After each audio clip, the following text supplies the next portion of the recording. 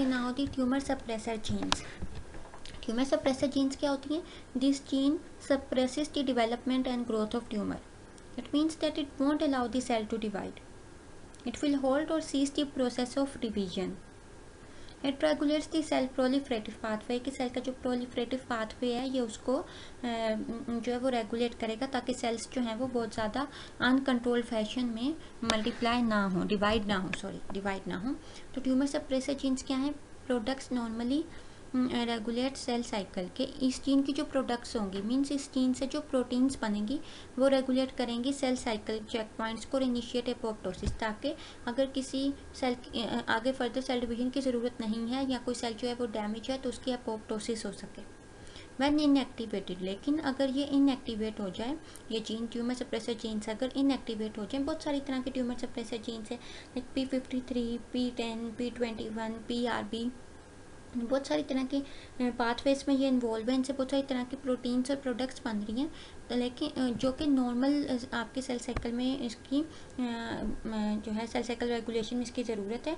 लेकिन when inactivated, अगर ये इनएक्टिवेट हो जाए, other changes keep the cell growing and dividing, कि इसके इनएक्टिव होने की वजह से सेल जो है वो प्रोलिफरेट होते रहें और डिवाइड होते रहें, और बहुत सारे अदर मैकेनिज्म्स और अदर चेंजेस की वजह से सेल ग्रो होते रहें और डिवाइड होते रहें, इस सेल में बिकम ट्यूमरोजेनिक, तो सेल्स जो हैं वो ट्यूमरोजेनिक हो जाएंगे, मीन्स के वो सेल्स जो हैं वो ट्यूमर बन जाएंगे। What are oncogenes and tumour suppressor genes? यहाँ आप देख सकते हैं एक नॉर्मल सेल है जिसके अंदर प्रोटो ऑन्कोजीन प्रेजेंट है, ठीक है। आगे यहाँ पे लिखा हुआ है accelerator pedal for cell growth. Okay, यहाँ पे फिर आगे लिखा हुआ है दैट वो सेल जो है वो ट्रांसफॉर्म हो जाएगा इनटू ट्रांसफॉर्म सेल। अगर प्रोटोन को जीन्स जो है वो उनको जीन्स में कन्वर्ट हो गई तो वो सेल जो है वो कैंसर सेल्स बन जाएगा। Constant growth science of protooncogene is damaged and altered to oncogene, ठीक है। अगर कोई प्रोटोऑन्कोजीन्स में कोई रेडिएशन है, कोई यूवी है, कोई कार्सिनोजेन है, तो वो प्रोटोऑन्कोजीन कन्वर्ट हो जाएगी ऑन्कोजीन में, और वो ऑन्कोजीन जो है उसकी वजह से वो सेल जो है वो कैंसरस सेल में चेंज हो जाएगा। दूसरी तरफ है tumour suppressor genes. Tumour suppressor genes जो है वो क्या होती हैं कि वो ट्यूमर बनने से रोकेंगी, मीन्स वो सेल की प्रोलिफरेशन से रोकेंगी। लेकिन अगर उसमें कोई रेडिएशन है, कोई यूवी है, कोई कार्सिनोजन है, मीन्स किसी भी तरह से उसमें अगर कोई म्यूटेशन हो जाती है तो क्या होगा? अनचेक्ड सेल ग्रोथ होगी, कि सेल की ग्रोथ रेगुलेशन जो है वो डिस्टर्ब हो जाएगी, जिससे अनचेक्ड सेल ग्रोथ होगी if tumour suppressor gene is inactivated. Okay, यहाँ पे जो प्रोटोन को जीन्स है उनके लिए यहाँ टर्म यूज़ की गई है एक्सीलरेटर पैडल। जिस तरह आप देखते हैं कार में जो है एक एक्सीलरेटर होता है और एक ब्रेक होती है, तो एक्सीलरेटर पैडल का ये मीनिंग है कि ये जो है वो नेसेसरी है सेल की नॉर्मल प्रोलिफरेशन और नॉर्मल ग्रोथ के लिए, इसलिए इनको एक्सीलरेटर कहा गया। लेकिन जो ट्यूमर सप्रेसर जीन है नॉर्मल सेल में, उसका क्या फंक्शन है? वो ब्रेक है। ब्रेक का मतलब ये है कि वो जो है सेल की प्रोलिफरेशन को रोक रही है अगर वो नॉर्मल कंडीशन में प्रेजेंट है। ओके, ट्यूमर सप्रेसर जीन यहाँ शो किया गया। ट्यूमर सप्रेसर जीन एक जीन शो की गई है जो कि एक ट्यूमर सप्रेसर जीन है। उससे जो प्रोटीन बनेगी यहाँ लिखा हुआ है, वो कौन सी प्रोटीन होगी? नॉर्मल ग्रोथ इनहिबिटिंग प्रोटीन, कि वो सेल्स की ग्रोथ को इनहिबिट करेगी। सेल डिवीजन अंडर कंट्रोल, तो सेल डिवीजन अंडर कंट्रोल रहेगी, एक लिमिट में सेल की डिवीजन होगी। दूसरी तरफ म्यूटेटेड ट्यूमर सप्रेसर जीन की, अगर ट्यूमर सप्रेसर जीन में कोई भी म्यूटेशन हो जाती है तो जो प्रोटीन बनेगी वो कैसी होगी? डिफेक्टिव होगी, नॉन फंक्शनल प्रोटीन होगी। जब डिफेक्टिव प्रोटीन बनी है, नॉन फंक्शनल प्रोटीन बनी है, तो क्या होगा? Cell division not under control, cell division under control नहीं रहेगी, जिसकी वजह से ट्यूमर बन जाएगा। Now the रैस प्रोटोऑन्कोजीन्स। रैस जो है ये एक बहुत इंपॉर्टेंट प्रोटोऑन्कोजीन है, ठीक है। यहाँ शो किया गया some the most frequently mutated genes in human tumours, लेकिन इसमें बहुत ज़्यादा म्यूटेशन के चांसेस होते हैं। Mutated in more than 30% of human tumours, के 30% जो ट्यूमर्स हैं उनमें रैस प्रोटोऑन्कोजीन में म्यूटेशन हुई होती है। हमने देखा कि अगर प्रोटोऑन्कोजीन में म्यूटेशन हो जाएगी तो वो ऑन्कोजीन्स में कन्वर्ट हो जाएंगी। ना प्रोटोऑन्कोजीन्स बहुत सारी तरह की जीन्स हैं, कोई एक प्रोटीन नहीं, कोई एक जीन नहीं है इसमें ग्रोथ फैक्टर्स भी इन्वॉल्व हैं, इसमें ग्रोथ हार्मोन रिसेप्टर्स भी इन्वॉल्व हैं, इसमें ट्रांसक्रिप्शन फैक्टर्स भी इन्वॉल्व हैं, इसमें बहुत सारी तरह की जीन्स इन्वॉल्व हैं, इसमें मिक जीन इन्वॉल्व है, इसमें रैस जीन इन्वॉल्व है, इसमें सीसिस जीन इन्वॉल्व है, तो इसमें बहुत सारी तरह की, इसमें टायरोसिन काइनेजेस इन्वॉल्व हैं, बहुत सारी तरह की जीन्स इसमें इन्वॉल्व हैं।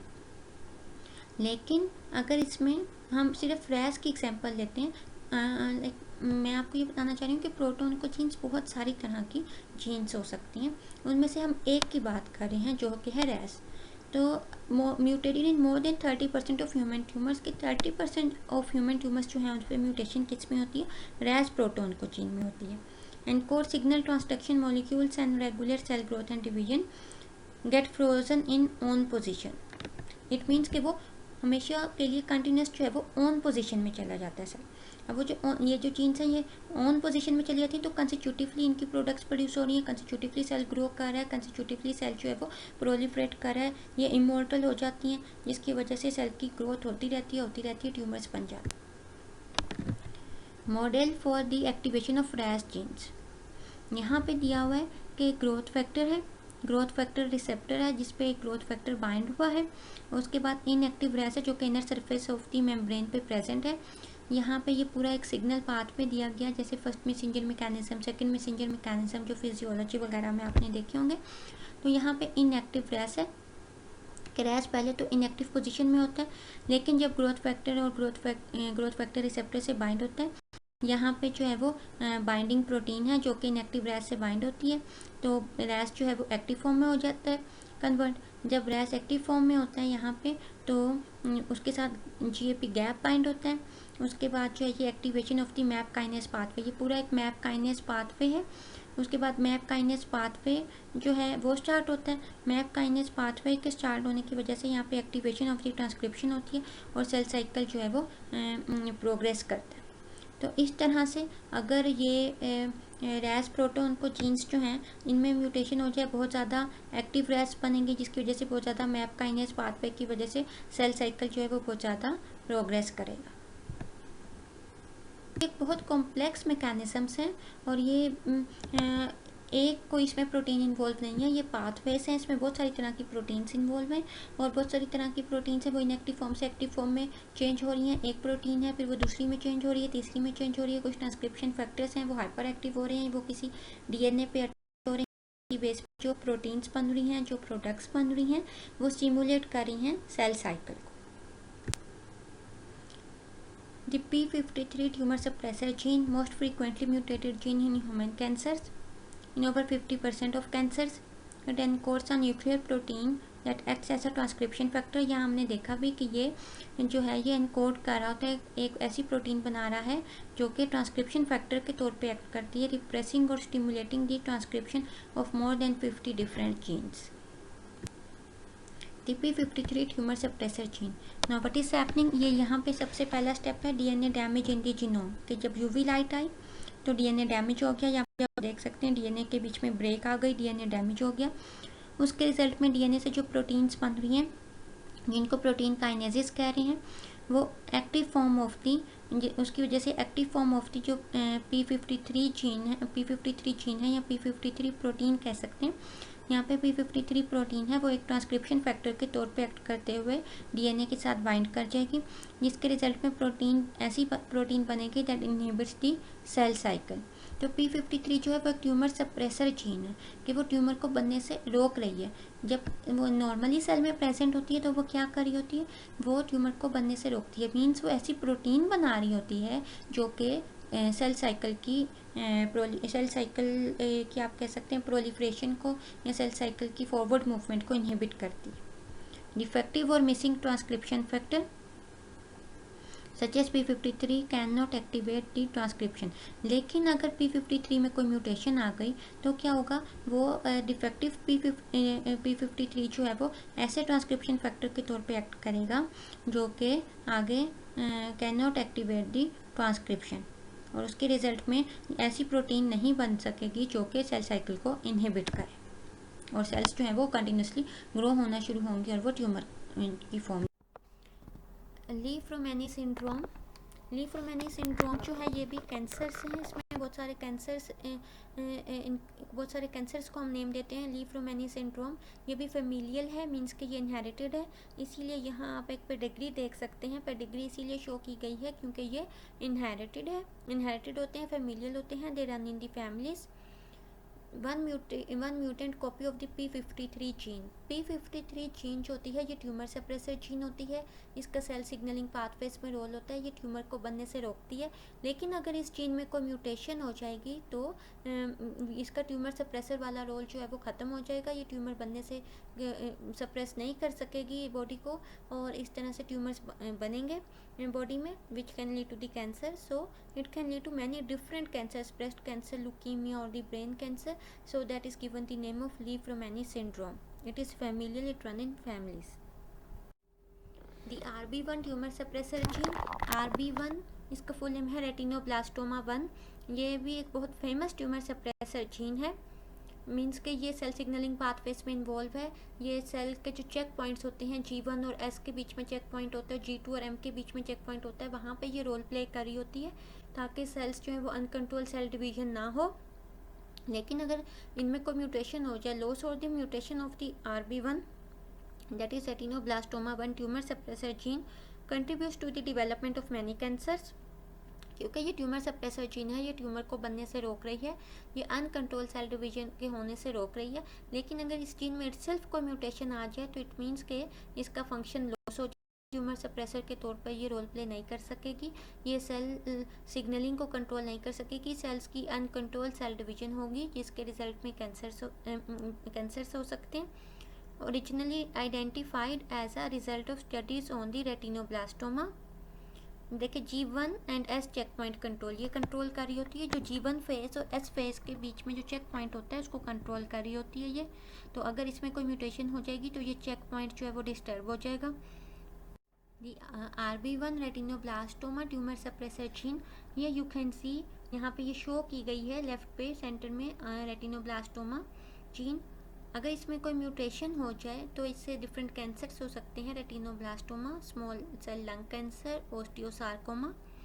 अगर रेटिनोब्लास्टोमा जीन की फॉस्फोराइलेशन हो जाए, मीन्स उस पर फॉस्फेट ग्रुप्स अटैच हो जाएं, तो ब्रेस्ट कैंसर हो सकता है, melanoma and the colon cancer कहलाकर। अगर रेटिनोब्लास्टोमा जीन में वायरल ऑन्कोप्रोटीन्स अटैच हो जाएं तो there can be cervical cancer, means cervix का कैंसर हो सकता है। ये you can see the retinoblastoma that is the cancer of the eye, जिसमें रेटिना जो है वो डिफेक्टिव हो जाता है, जो कि लाइट डिटेक्टिंग पार्ट है आई का, रेटिना। ये आइज़ का कैंसर है, इसलिए रेटिना में जो है वो लाइट डिटेक्टिंग पार्ट में डिफेक्ट हो जाता है। इसमें ये it occurs in the young children mostly. Here we will discuss about metastasis and invasion of other tissues. Metastasis means के कैंसरस सेल्स जो है उनका बॉडी के एक पार्ट से दूसरे पार्ट्स तक चले जाना, इन्वेड कर जाना in the other tissues, other cell, other parts of the body. जो मेलिग्नेंट ट्यूमर्स होते हैं, इस तरह मेलिग्नेंट ट्यूमर्स जो कि बॉडी के एक पार्ट में बनते हैं या एक ऑर्गन में बनते हैं, and then they spread and invade to the other parts of the body. Cancer because we know that is because of uncontrol cell division. तो जब अनकंट्रोल सेल डिवीजन होती रहती है तो जो एक ऑर्गन है जिसमें ये अनकंट्रोल सेल डिवीजन हो रही है, या अगर एक टिश्यू है जिसमें ये अनकंट्रोल सेल डिवीजन हो रही है, वो एनलार्ज हो जाता है। तो यहाँ पे गिवन है कि ये नॉर्मल एपिथेलियम है, then there is hyperplasia. Hyperplasia क्या होता है? That is the enlargement of an organ or tissue caused by an increase in the reproduction rate of its cells. के अगर अनकंट्रोल सेल डिवीजन होती जाए जिसके रिजल्ट में जो कोई ऑर्गन है या टिश्यू है जिसमें ये सेल डिवीजन हो रही है वो एनलार्ज हो जाएगा। ये जो कि इनिशियल स्टेजेस हैं कैंसर की, इनिशियल स्टेजेस होती हैं डेवलपमेंट ऑफ कैंसर की, उसमें हाइपरप्लेसिया होता है। यहाँ पे देन आप देख सकते हैं प्राइमरी कैंसर होता है। देन इसकी प्राइमरी कैंसर के वो कैंसरस सेल्स बने हैं एक ऑर्गन में, वो ऑर्गन एनलार्ज हो गया, वो टिश्यू एनलार्ज हो गया, ये प्राइमरी कैंसर है। और उसके बाद वो स्प्रेड होकर बॉडी के किसी और पार्ट में चला जाए तो यहाँ पे देन वो मेटास्टैटिक हो जाएगा। So that is metastatic cancer. Metastasis includes the ability to disengage from the original tumour site. Okay let's say कि अगर एक ऑर्गन में कैंसर सेल्स बने हैं तो वहाँ से वो डिसएंगेज हो जाए ओरिजिनल अपनी साइड से, एंटर दी ब्लड और लिम्फेटिक सिस्टम, वो किसी सर्कुलेटरी सिस्टम में चले जाएं ब्लड के थ्रू या लिम्फेटिक सिस्टम के थ्रू, वो बॉडी के किसी और सेल या किसी और ऑर्गन तक पहुँच जाए, so they will invade the surrounding tissues. तो मेटास्टेसिस मीन्स कि कोई ऐसा ट्यूमर सेल या कोई कैंसरस सेल्स है जो बॉडी के एक सेल में या एक टिश्यू एक ऑर्गन में वो बनता है, उसके बाद वो ब्लड स्ट्रीम में चला जाता है या वो लिम्फेटिक सिस्टम में चला जाता है, क्योंकि ब्लड और लिम्फ पूरी बॉडी में फ्लो करता है तो उसके थ्रू ये बॉडी के किसी और ऑर्गन में जाके इन्वेड कर जाता है। Tumour cells dissociate from other cells and digest components of the extracellular matrix and basal lamina. Now metastasis suppressor genes, as we have discussed about the tumor suppressor genes, there are some other genes which are known as metastasis suppressor genes. Means कि वो एक होती है tumour suppressor genes जो कि tumour को बनने से रोकती हैं।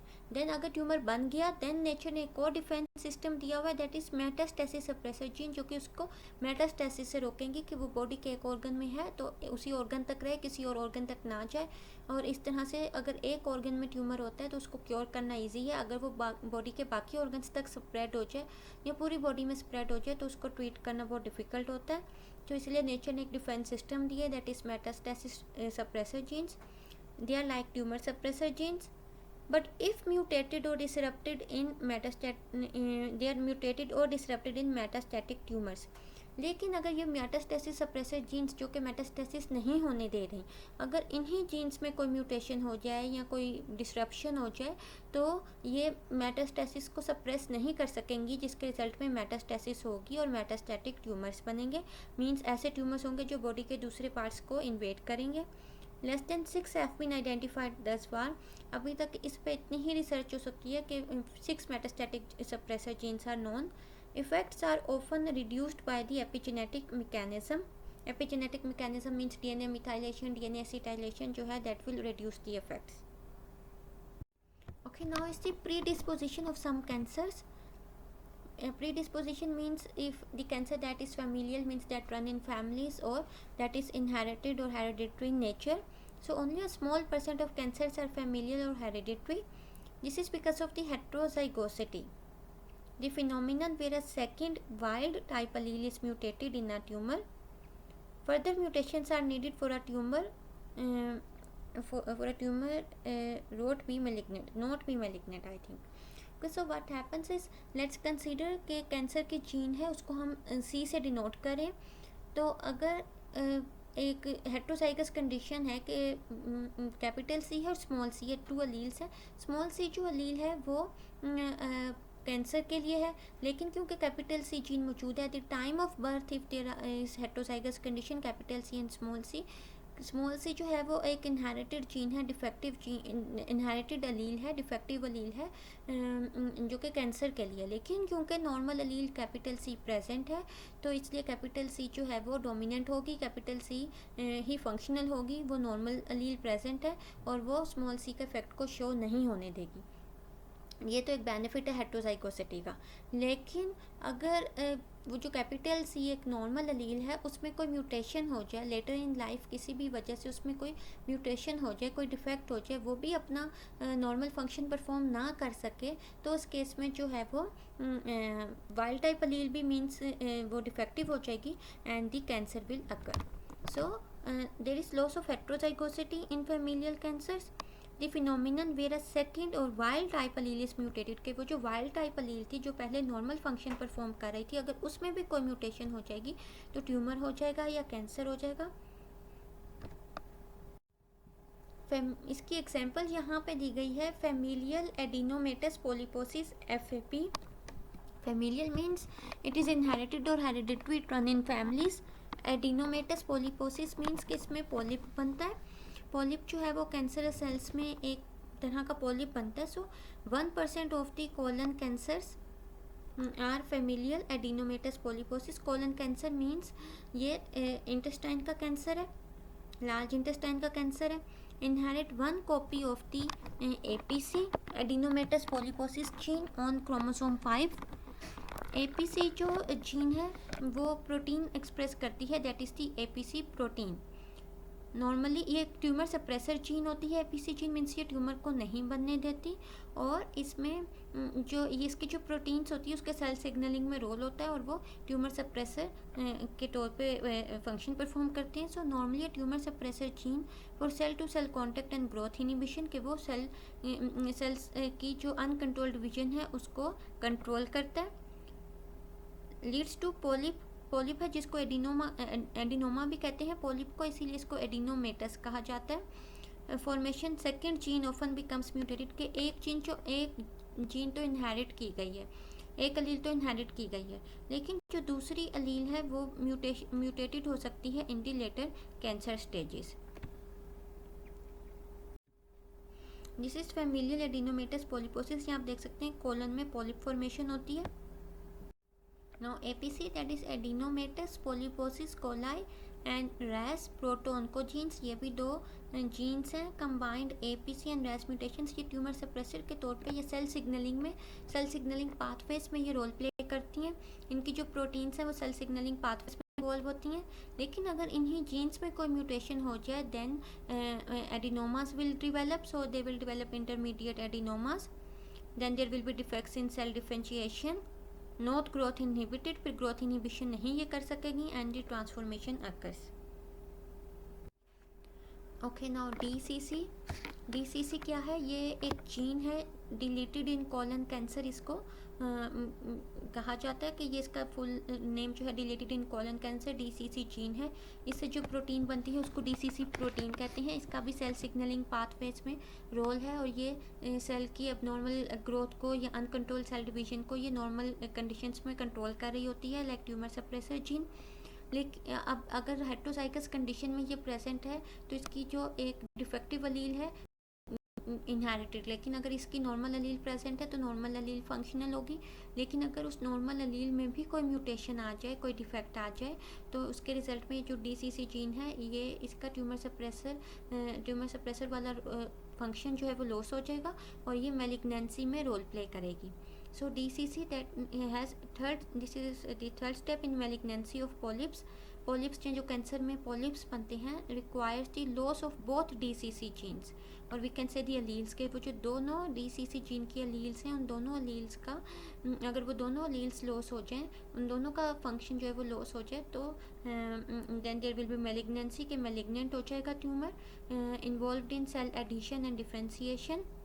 लेट स्टेज एडिनोमास के जो लेट स्टेज एडिनोमास होते हैं, लेट स्टेज जो पॉलिप्स बनते हैं, उसमें इसका रोल होता है डीसीसी जीन का, usually loss of functional P53 genes. इसमें P53 जीन्स का भी लॉस ऑफ फंक्शन हो जाता है, क्योंकि P53 जीन्स जो हैं ये भी ट्यूमर सप्रेसर जीन्स हैं, ये ट्यूमर को नहीं बनने देती, लेकिन P53 जीन का जब लॉस ऑफ फंक्शन हो जाएगा then the tumours will form. Now we will discuss about viruses and cancer. As we know that viruses they can cause many other diseases, so viruses they can cause cancer also. In the coming slides we will see what is the mechanism by which viruses they cause the cancer, and we will see the different type of cancers which are caused by viruses. Okay, now we will see viruses and cancer. Approximately 15% of human cancers are associated with viruses. के total जितने भी cancer 15% cancers and they are because of the viruses. As viruses they cause other diseases, they can cause cancer also. Now which viruses they cause the cancer? They are DNA viruses or double stranded DNA viruses. Why? Because we know that the genome of the human beings or the genome of the animals that is the DNA, but viruses can be the DNA or viruses can be the RNA viruses. लेकिन जो RNA viruses होते हैं वो भी reverse transcription के जरिए पहले cDNA बनाते हैं, because viruses are to incorporate part of the genome into the human genome और इनटू द होस्ट जीनोम। तो इसलिए DNA वायरसेस जो हैं उनका क्योंकि जीनोम DNA होगा, तो ये DNA viruses if they are DNA viruses they will incorporate part of the genome into the host genome, and they will machinery for their own replication, for the production of their own genes and the proteins. So they will use the host genome. इसलिए host का genome क्योंकि DNA है, तो DNA viruses जो है simply they incorporate their DNA into the host genome, and now we will see how they can cause cancer. Most DNA viruses contain genes encoding products, product means के proteins that stimulate cell growth. के जो DNA viruses हैं उनमें ऐसी jeans होती हैं कि वो genes when they are transcribe into RNA and when they are translated into the proteins, so when they are encoded into the proteins, वो जो प्रोटीन्स हैं वो ऐसी प्रोटीन्स होती हैं that stimulate the cell growth, तो जिसके रिजल्ट में जो है बहुत ज़्यादा सेल ग्रोथ हो जाती है और अनकंट्रोल्ड सेल ग्रोथ और अनकंट्रोल्ड सेल डिवीजन हो जाती है, जिससे जो है that becomes the cause of the cancer. often inactive often inactivate tumor suppressor genes। जो डीएनए वायरसेस हैं what they do, they inactivate the tumour suppressor jeans, या ये जो डीएनए वायरसेस हैं दे एनकोड द प्रोडक्ट्स, इनसे जो इनके जीन्स जो हैं when they are translated into the proteins, those proteins जो हैं they inactivate the tumour suppressor genes. Tumour suppressor genes जो हैं वो जब इनएक्टिवेट हो जाएंगी इट मीन्स के they can not control the formation of the tumour and the tumors will form which will lead to the cancer. Okay, now we will discuss about the retroviruses. In the previous slide we have discussed about DNA viruses, that how DNA viruses they cause the cancer. Now we will see how the RNA viruses, which are also known as retroviruses, how they cause the cancer. We know that the genome of the host is in the form of the DNA, but RNA viruses में जो genome है that is the RNA. This means that RNA viruses are to first make the DNA from their RNA and then they will insert that copy of the DNA into the host genome. So retroviruses में क्या होता है, RNA to DNA with the reverse transcriptase, जो enzyme है that is use to make the RNA from the DNA की reverse transcriptase, और mechanism को कहते हैं reverse transcription. Retroviruses cause cancer by complete integration into the host genome as a provirus, host DNA integrated into the viral genome, DNA now under control of the expression of viral genes। फिर यहाँ आप देख भी सकते हैं इस figure में, और if you are familiar with the replication of the retroviruses, if you are not familiar with the mechanism of the replication of retroviruses, I have added a link also, but यहाँ पे हम इसको इस तरह से understand करते हैं कि आरएनए वायरसेस जो दे आर दी रेट्रोवायरसेस। अब इनको जब होस्ट के किसी सेल में एंटर होना है, होस्ट के जीनोम में अगर इनको इंटीग्रेट करना है, तो पहले ये अपना डीएनए बनाएंगे। आरएनए से जो डीएनए बनता है उस मैकेनिज्म को रिवर्स ट्रांसक्रिप्शन कहते हैं, और इसके लिए जो एंजाइम यूज होता है उसको रिवर्स ट्रांसक्रिप्टेज कहते हैं। आरएनए से जो डीएनए बनता है that is known as cDNA.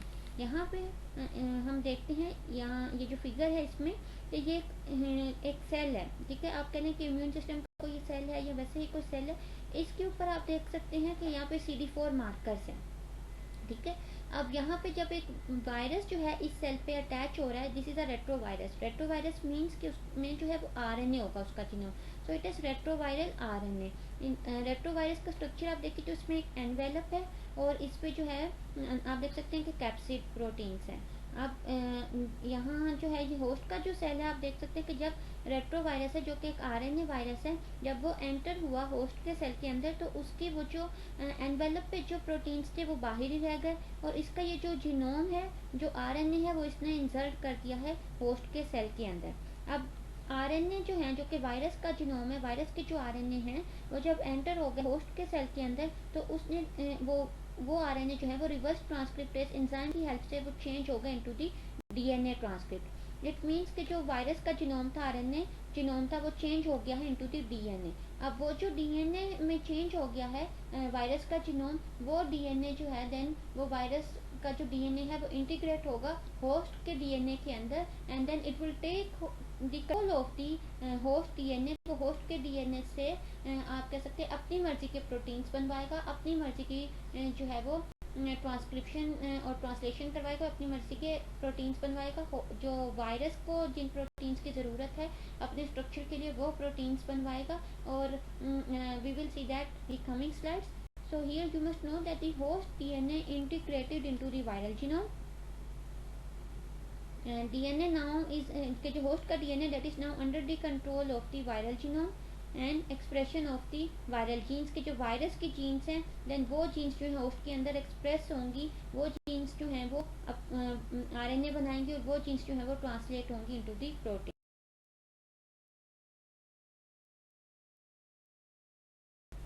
Here again you can see the replication of the retrovirus into the host cell. कि यहाँ पे एक रेट्रोवायरस है. रेट्रोवायरस मीन्स ये एक ऐसा वायरस है जिसका जो जीनोम है वो आरएनए है. अब this virus will enter into the host cell. Here you can see how this virus is entering into the host cell by the endocytosis. Endo means inside, cytosis means cell. So cell के अंदर enter कोई भी चीज़ हो रही है उसको हम कहते हैं एंडोसाइटोसिस. यहाँ पे जो वायरस है retrovirus that is entering into the host cell. You can see ये जो इसकी सरफेस पे प्रोटीन्स थे वो आउटसाइड दी सेल ही रह जाएंगे और बाकी जो इसका जीनोम है वो एंटर हो गया सेल के अंदर.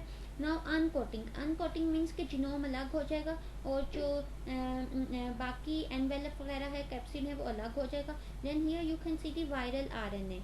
ये जो वायरस का जीनोम था जो कि आरएनए की फॉर्म में था. So this is the viral RNA. Now by the mechanism of reverse transcription with the help of the enzyme reverse transcriptase, this viral RNA will then change into the DNA. ठीक है. ये virus RNA जो है ये change हो जाएगा into the DNA और this is known as the proviral DNA.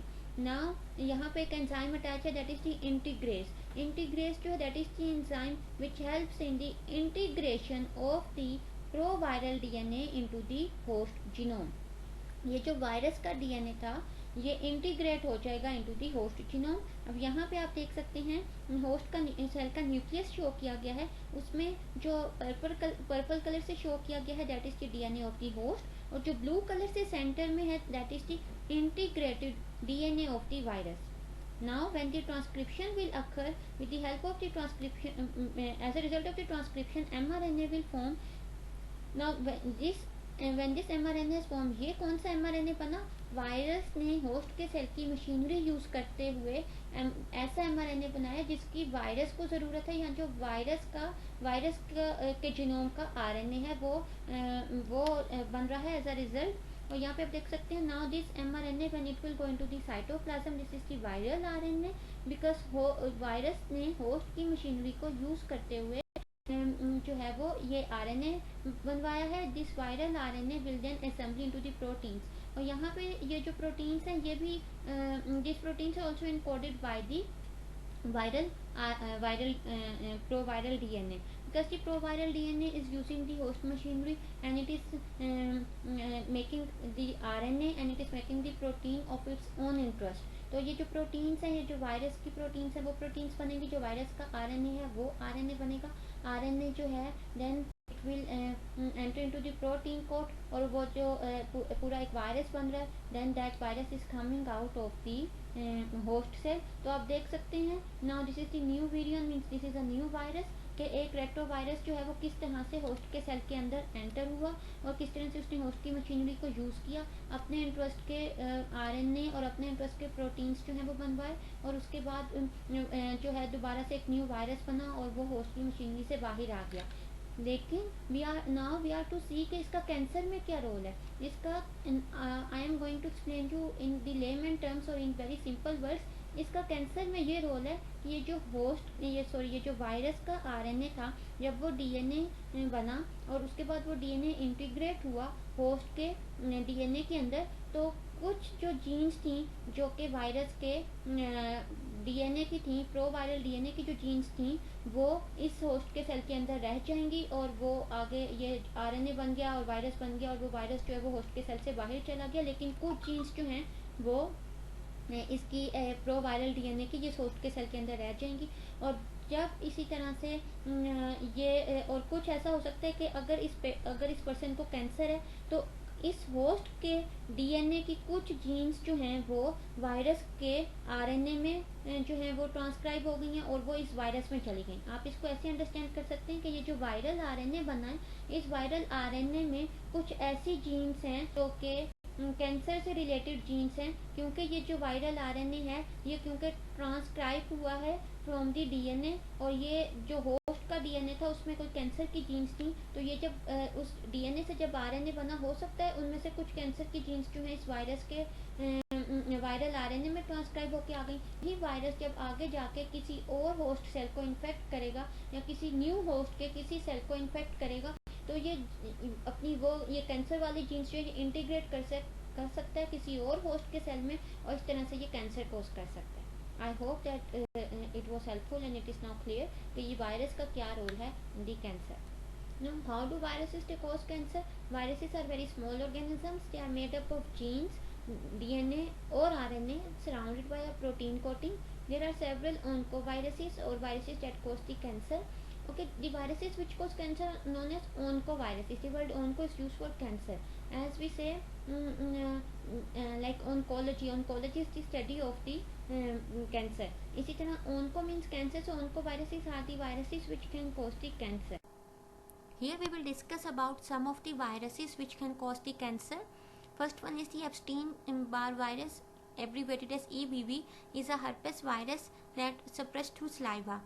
कि वायरसेस जो होते हैं इनका स्प्रेड रेट या ट्रांसमिशन रेट बहुत फास्ट होता है and there can be spread to the you can say body fluids means they can be spread through blood और they can spread through saliva, they can spread through breast milk, they can spread through any other body fluids, so they can spread through the mucus. तो viruses के case में जो चीज़ viruses को ज़्यादा dangerous बनाती है वो ये कि इनका स्प्रेड रेट बहुत ज़्यादा, या ट्रांसमिशन रेट एक पर्सन से दूसरे पर्सन को ट्रांसमिट होने का जो रेट है वो बहुत ज़्यादा फास्ट होता है. EBV infection increases the risk of Burkitt lymphoma. Means कि if a person is infected with the virus that is Epstein-Barr virus, तो अगर एक पर्सन है वो इन्फेक्टेड हो गया है with the EBV virus, that person can get the Burkitt lymphoma.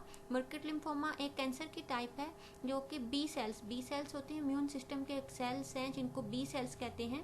जैसे टी सेल्स होते हैं या बी सेल्स होते हैं इम्यून सिस्टम में, तो बी सेल्स जो होते हैं इम्यून सिस्टम में उनसे रेलेवेंट कैंसर है बुर्किट लिम्फोमा. ये हो सकता है एप्स्टीन-बार वायरस की वजह से. Some type of Hodgkin's and non Hodgkin's lymphoma, ये भी वाइट ब्लड सेल के ही कैंसर्स हैं. Hodgkin's and non Hodgkin's lymphoma ये हो सकते हैं because of EBV, and stomach cancers can also occur because of EBV. There is currently no vaccine for the Epstein-Barr virus. Now is the hepatitis B virus or HBV. You are familiar with the hepatitis B virus. Hepatitis B virus जो है it is spread through the infected blood. Infected blood means infected person के blood से ये spread हो सकता है to the semen and other body fluids. इसीलिए कहा जाता है कि जो हर वक्त हर टाइम जो आपको न्यू सिरिंज यूज़ करनी चाहिए, क्योंकि अगर एक इन्फेक्टेड पर्सन का ब्लड है वो किसी और पर्सन को लग गया, ऑपरेशन थिएटर में लग गया, पेशेंट का ब्लड डॉक्टर को लग गया या किसी नर्स को लग गया, या एक पेशेंट का ब्लड किसी और पेशेंट को किसी और पर्सन को लग गया, और अगर वो ब्लड इन्फेक्टेड है विद दी HPV, तो HPV जो हेल्दी पर्सन है जिसको वो ब्लड लगेगा उसको भी HPV हो सकता है, क्योंकि ये स्प्रेड होता है थ्रू द इन्फेक्टेड ब्लड और semen and other body fluids. Hepatitis B is a leading cause of liver cancer. The hepatitis B vaccine is recommended for all children and adults. It means कि hepatitis B की जो vaccine वो available है and everyone should get that vaccine. Then is the hepatitis C virus or HCV. HCV is spread through the infected blood. Hepatitis C is a leading cause of liver cancer and can cause non-Hodgkin's lymphoma. Again, non-Hodgkin's lymphoma जो है that means कि ये lymphocytes या white blood cells का cancer है. There is no vaccine against hepatitis C, but it is highly treatable. Means कि treatment available है लेकिन अभी तक इसके लिए भी कोई वैक्सीन अवेलेबल नहीं है. Okay, now is the human immunodeficiency virus HIV.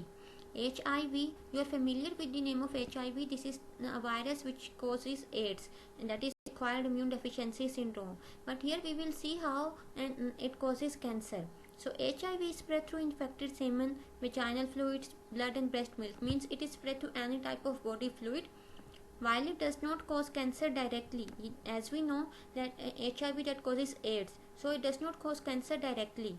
Researchers believe it increases the risk of cancer by damaging the immune system. But what happens कि जो we know कि एड्स के केस में जो है जो जिस पर्सन को एड्स होता है वो बहुत इम्यूनो कॉम्प्रोमाइज्ड हो जाते हैं. मीन्स उनका जो इम्यून सिस्टम है वो बहुत वीक हो जाता है. Now if your immune system is weak then any other virus can infect you और many other diseases can infect you, many viruses can infect you. या आपका जब इम्यून सिस्टम डैमेज हो गया आपकी बॉडी जो है वो किसी भी एक स्मॉल म्यूटेशन से भी फाइट नहीं कर सकती. So that will cause the cancer. So it increases the risk of cancer by damaging the immune system, which reduces the body's defenses against other oncoviruses. तो इसलिए बॉडी का जो डिफेंस सिस्टम है जो कि बाकी oncoviruses या कैंसर कॉजिंग वायरसेस से फाइट कर रहा था वो डिफेंस सिस्टम वीक हो जाता है. It can enable other oncoviruses to cause the cancer. HIV associated cancers include Kaposi sarcoma. Kaposi sarcoma क्या होता है? Kaposi लिम्फोमा जो है this is it is a type of cancer. It is abbreviated as KS. In the Kaposi's sarcoma red और purple colour के patches बन जाते हैं बॉडी में अंडर द स्किन और इन द नोज और इन द थ्रोट और in the mouth और इन द लिम्फेटिक सिस्टम और in the lymph nodes. Then is the non-Hodgkin's and Hodgkin's lymphoma. The word lymphoma is showing कि lymphocytes जो होते हैं जो कि वाइट ब्लड सेल्स हैं ये उनका कैंसर है. वाइट ब्लड सेल्स का कैंसर है और lymphoma and it is of two types. One is Hodgkin's and the other is non-Hodgkin's. Cervical cancer and cancers of the anus, liver, mouth and throat and lungs. Means के HIV की वजह से directly cancer नहीं होता लेकिन उसकी वजह से इनडायरेक्टली इतनी सारी टाइप के कैंसर्स हो सकते हैं. There is no vaccine against HIV. इतनी सारी टाइप कैंसर्स इसी वजह से हो सकते हैं HIV की वजह से क्योंकि जिस भी person was infected with the HIV, जिस भी पर्सन को जो इन्फेक्टेड HIV से मीन्स उसको अगर एड्स है किसी पर्सन को तो उनका इम्यून सिस्टम वीक हो जाता है. And then many other viruses which are onco viruses they can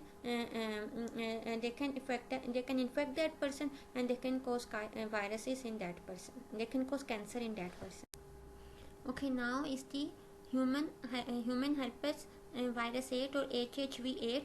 It is related to the Kaposi sarcoma. What is Kaposi sarcoma? It is a type of cancer in which patches of red and purple colored tissues are formed inside the, or you can say abnormal tissues are formed under the skin or in the mouth or in the throat or in the lymph nodes. In people who have weakened immune system, that includes patients with HIV. Human papilloma virus HPV has at least 12 strains क्या होते हैं. We know कि virus में जो है वो mutation rate बहुत ज़्यादा फास्ट होता है.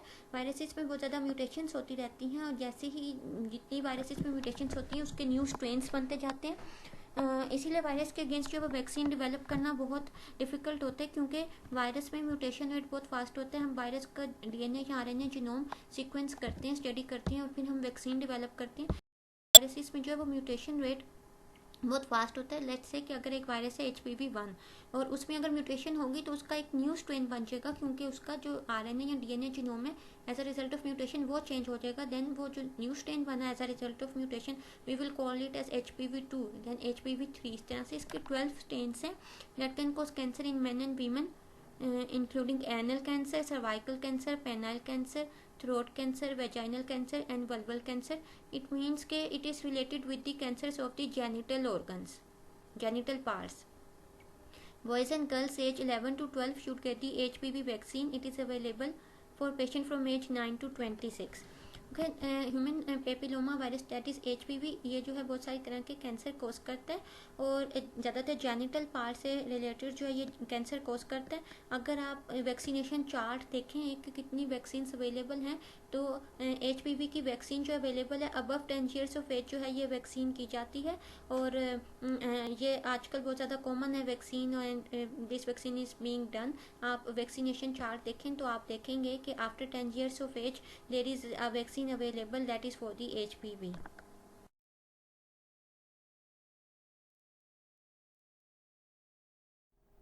Human papilloma virus HPV has at least 12 strains that can cause cancer in men and women including anal cancer, cervical cancer, penile cancer, throat cancer, vaginal cancer and vulval cancer. Means genital organs या genital parts का cancer होता है इस virus की वजह से. Boys and girls age 11 to 12 should get the HPV vaccine. It is available for patient from age 9 to 26 के usually 11 to 12 years की एज में कि आफ्टर 10 years ऑफ एज जो है वो इसकी वैक्सीनेशन की जाती है और इससे प्रिवेंशन के लिए ये वैक्सीनेशन की जाती है. लेकिन 26 ईयर्स की एज तक आप इसके खिलाफ जो है वैक्सीनेशन करवा सकते हैं. और अगर आप अब न्यू वैक्सीनेशन चार्ट्स देखें तो वहाँ पे HPV की वैक्सीनेशन मेंशन होती है. Next human T cell leukaemia virus type और also called human T lymphotropic virus HTLV1. Okay, human means के ये ह्यूमन बींग्स को इफेक्ट करता है. टी सेल के ह्यूमन बींग्स का टी सेल्स क्या होते हैं? ये एक टाइप के लिम्फोसाइट्स होते हैं मीन्स के लिम्फेटिक सिस्टम के सेल्स होते हैं, they develop in the thymus, embryonic life में थाइमस में ये जो सेल्स हैं ये मेच्योर होते हैं, इसलिए इनको टी सेल्स कहा जाता है। लुकीमिया, लुकीमिया मीन्स के ये ब्लड कैंसर की टाइप है जिसको हम लुकीमिया कहते हैं। वायरस टाइप 1, इसको कहते हैं human T lymphotropic virus. Lymphotropic means कि जैसे हम टी लुकीमिया कह रहे हैं तो that is T lymphotropic virus HTLV1 is linked to adult T cell leukemia or lymphoma. It is spread through infected semen or vaginal fluids, blood and breast milk. The infection is rarely found in the United States.